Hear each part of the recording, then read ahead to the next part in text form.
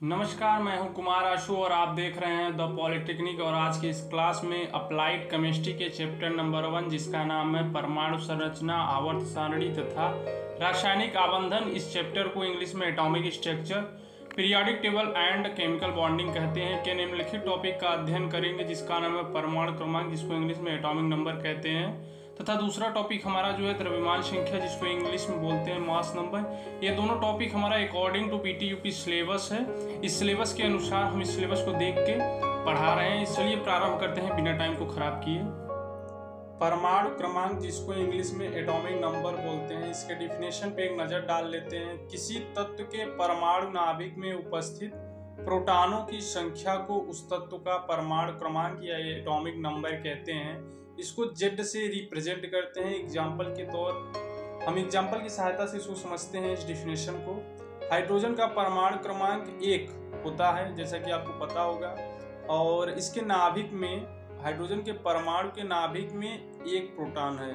इसी प्रकार जैसा कि डिफिनेशन में बताया गया, किसी तत्व की, इसमें कोई तत्व ले सकते हैं, उसके परमाणु नाभिक में उपस्थित, तो जितना कोई भी तत्व है, यदि उसके परमाणु के नाभिक में जितना प्रोटॉन उपस्थित होंगे उतने ही, मतलब जितना प्रोटॉनों की संख्या होगी उतने उस परमाणु का या उस तत्व का परमाणु क्रमांक होगा।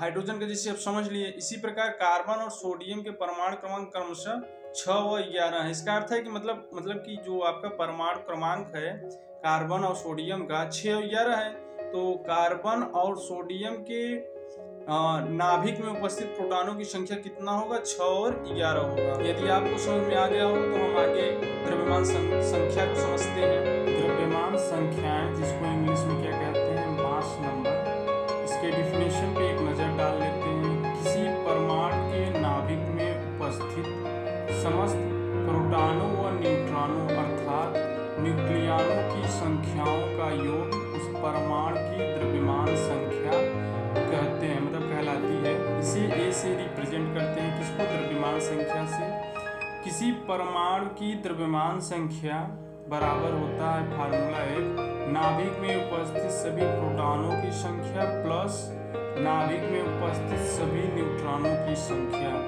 जो हमारा किसी परमाणु की द्रव्यमान संख्या होती है, नाभिक में उपस्थित, किसी परमाणु के नाभिक में उपस्थित प्रोटॉनों की संख्या तथा न्यूट्रॉनों की संख्या जब हम जोड़ देंगे तो हमें किसी परमाणु का द्रव्यमान संख्या में प्राप्त हो जाएगा।